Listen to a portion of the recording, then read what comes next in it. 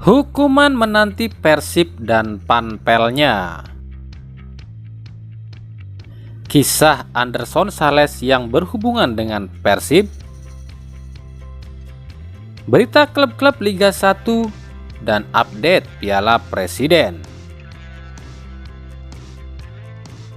Assalamualaikum warahmatullahi wabarakatuh. Hai Rio Hasport Lovers, inilah Rio Hasport untuk edisi kali ini. Tapi seperti biasa, sebelum kita lanjut ke videonya, saya tetap mohon dukungannya untuk channel ini agar terus berkembang dan bisa memberikan berita-berita informatif yang tentunya semoga saja bermanfaat untuk kita semua. Dengan cara klik subscribe, aktifkan juga notifikasi loncengnya, like, share, dan juga komen. Dan inilah Rio Hasport selengkapnya.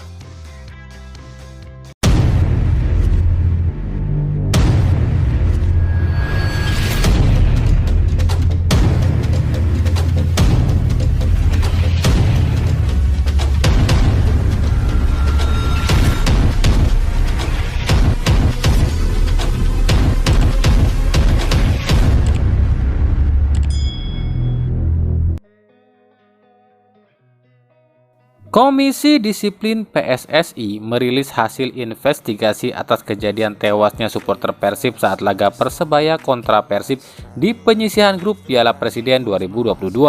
Setidaknya ada 7 kesalahan panitia pelaksana pertandingan Persib yang ditemukan oleh tim investigasi PSSI. Dan ketujuh pelanggaran itu adalah: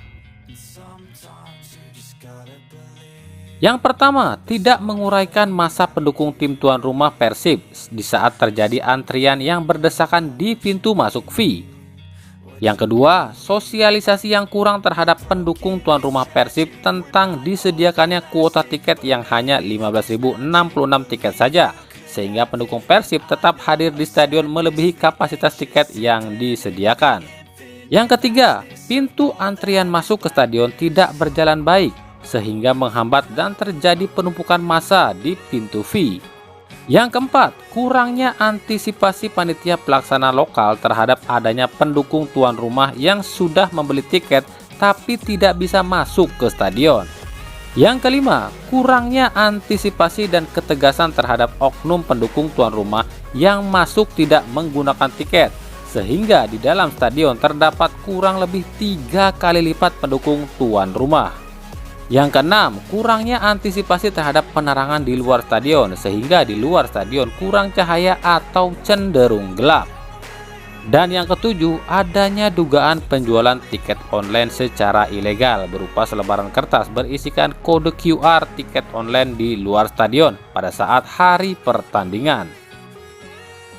Atas temuan-temuan ini, tim Komdis PSSI masih akan membicarakan langkah tindakan selanjutnya. Namun yang pasti untuk saat ini GBLA tak akan bisa digunakan lagi. Dan soal perempat final belum ditentukan apakah Persib bisa main di Bandung atau tidak. Sementara untuk klub Persib sendiri, Komdis PSSI memberikan waktu 3 kali 24 jam untuk mengevaluasi dan membenahi panitia pelaksana. Karena jika tidak, Persib terancam tak akan bisa menggelar pertandingan lagi di Bandung di stadion manapun. Sudah jatuh tertimpa tangga, mungkin inilah yang dialami tim Panpel Persib. Sudahnya terancam dibubarkan atau diberi sanksi, kini tim Panpel Persib pun terancam dibawa ke jalur hukum. Hal ini lantaran adanya tuntutan dari bonek mania. Para bonek mengaku dirugikan oleh Panpel Persib saat laga Persib versus Persebaya. Dalam unggahannya di Instagram, bonek Tribun Kidul Surabaya menuliskan catatan merah away Bandung yang bertuliskan beberapa tuntutan. Selain mengucapkan bela sungkawa atas meninggalnya supporter Persib, dalam unggahan tersebut tim bonek pun menyampaikan 5 keluhan. Nah, bagi kalian yang ingin membaca langsung tuntutan-tuntutan dari bonek mania, silakan kunjungi Instagram Tribun Kidul Surabaya. Karena kami tak mau membahasnya, karena kami takut dianggap memprovokasi dan akhirnya channel kami terkena pelanggaran. Jadi intinya dalam uraiannya, para bonek mengatakan ini bukan cuma soal harga tiket yang dirugikan, namun juga trauma yang didapat para bonek yang sudah keluar energi baik fisik maupun mental dalam berjuang memberi dukungan pada Persebaya, namun digagalkan oleh pihak Panpel Persib. Para bonek menuntut Panpel Persib untuk mengganti seluruh kerugian yang dialami para bonek. Jika tuntutan ini tak dipenuhi, maka kasus ini akan dibawa ke jalur hukum. Para bobotoh masih bertanya-tanya apakah Daisuke Sato akan ditampilkan di Piala Presiden ini. Pasalnya di situs resmi Piala Presiden nama Daisuke Sato tak terdaftar. Meskipun pelatih Robert Renabat telah menjelaskan jika Sato akan dimainkan, namun para bobotoh masih belum yakin karena nama Sato tak ada dalam susunan pemain Persib. Namun patut diingat, Piala Presiden ini adalah ajang pramusim yang tujuannya adalah mengasah komposisi tim. Jadi OC Piala Presiden yakni PT LIB memberikan kebebasan bagi tiap tim untuk menambah pemain baru asal sesuai aturan, yakni pemain tersebut belum pernah didaftarkan di klub lain. Seperti contohnya Makan Konate yang tak didaftarkan di Persija dan akhirnya direkrut Rans FC dan bisa didaftarkan oleh Rans FC. Jadi saat ini Daisuke Sato akan diumumkan dulu ke publik, baru nanti akan didaftarkan ke OC Piala Presiden. Dan bagi yang belum tahu, berikut akan kami tampilkan total skuad Persib di ajang Piala Presiden ini beserta nomor punggungnya. Sebagai catatan, nomor punggung ini bisa berubah jika nanti di Liga 1 ya.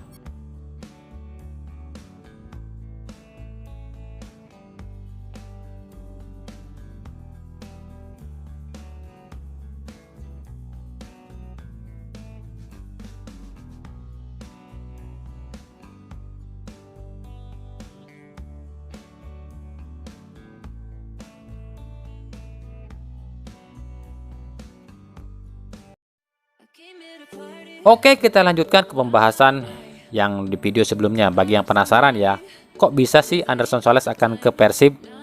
Nah, berita ini mencuat berdasarkan foto yang diunggah di Instagram Luiginho Passos. Nah, berikut ada sedikit fakta nih dari Anderson Sales. Fakta ini kami dapat dari sumber Persib dan tim pencari berita yang bertanya langsung pada agen Anderson Sales. Di musim 2018, Anderson Sales bermain untuk klub São Bento di Liga 2 Brazil. Setelah kontraknya habis di São Bento, agen sepak bola Antonio Teles coba menghubungi Sales untuk mau bermain di Liga Indonesia. Ada dua klub yang ditawarkan oleh Antonio Teles untuk Anderson Sales, yakni Persija Jakarta dan Persib Bandung. Bahkan Sales sudah dirumorkan akan ke Persija. Namun entah apa sebabnya Persija batal merekrut Sales dan Persija pun lebih memilih Stephen Paule. Lalu Antonio Teles mencoba menawarkan Anderson Sales ke Persib. Namun kala itu Persib sudah memiliki center back asing yakni Boyan Malisic. Namun pihak Persib meminta pada Antonio Teles mungkin musim 2020 bisa direkrut Persib. Dan akhirnya Antonio Teles pun mencoba menawarkan Anderson Sales ke Bayangkara FC dan akhirnya Anderson Sales pun diterima oleh Bayangkara FC. Ketika memasuki musim 2019, penampilan bek asing Persib Boyan Malisic mulai menurun hingga akhirnya dilepas di pertengahan musim. Pihak Persib pun coba menawarkan Anderson Sales pada Robert Renabat. Namun Renabat mengaku postur tubuh Sales kurang ideal sebagai bek tengah. Dan Renabat mengaku telah memiliki calon pemain sendiri, yakni Nick Kuipers. Kala itu Nick Kuipers awalnya dikontrak hanya hingga akhir musim 2019. Namun ternyata Nick menampilkan performa yang apik di Persib. Dan Persib pun memperpanjang kontrak Nick di Persib. Anderson Sales yang mengetahui hal ini sempat kecewa pada Persib karena ia telah terlanjur memutuskan kontraknya di Bayangkara FC dan berharap bisa gabung ke Persib. Namun ternyata Persib tak juga menghubungi dia. Sales pun akhirnya pulang ke Brazil. Di Brazil, Sales masih menanti ada panggilan dari Persib. Ia pun tak kembali ke Indonesia dan lebih memilih berkarir di Brazil. Hingga akhirnya harapan Sales pun pupus sebab Persib tak juga menghubunginya. Akhirnya Sales meminta pada Antonio Teles agar menghubungi Bayangkara FC agar dirinya bisa kembali ke Bayangkara FC. Lalu bagaimana dengan musim depan?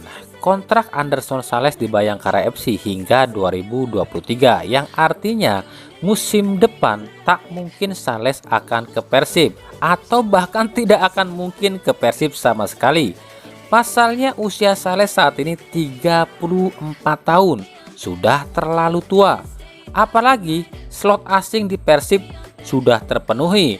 Jadi jika Persib inginkan Anderson Sales, otomatis Persib harus membuang Nick Kuipers. Pasalnya tak mungkin Persib membuang Sato, karena Sato adalah slot Asia. Tapi ingat, musim depan Persib main di AFC Cup dengan regulasinya adalah 5+1. Jadi bisa saja Anderson Sales direkrut Persib untuk jadi bagian Persib di AFC Cup. Tapi itu tahun depan ya, kalau mungkin, kalau Anderson Salesnya mau, kalau Bayangkara FC-nya mau melepas dia, karena Bayangkara FC juga main di AFC Cup loh. Persija Jakarta kabarnya batal merekrut Thomas Pekhat. Persija mengalihkan buruannya pada gelandang asal Jerman, ia adalah Hanno Behrens. Musim lalu Behrens bermain di Liga Jerman bersama Hansa Rostock, tampil sebanyak 27 kali dengan catatan 5 gol dan 4 assist.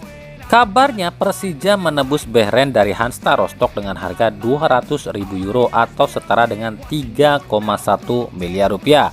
Behrens kabarnya dikontrak di Persija selama 3 tahun. PSS Sleman kedatangan striker asingnya, yakni Michel Sagas. Dalam unggahan Instastory-nya, Sagas tampak telah tiba di bandara. Sagas langsung mengenakan kaos bergambar elang yang jadi simbol Super Elang Jawa PSS Sleman. Nah, itulah tadi Rio Sport edisi kali ini. Ikuti terus berita seputar sepak bola, khususnya Liga Indonesia dan pernak-perniknya hanya di Rio Sport. Terima kasih yang telah menyaksikan video ini dan mengunjungi channel ini. Kritik dan saran tetap kami nantikan di kolom komentar atau di media sosial kami di bawah ini. Sampai jumpa di video selanjutnya dan salam Rio Sport.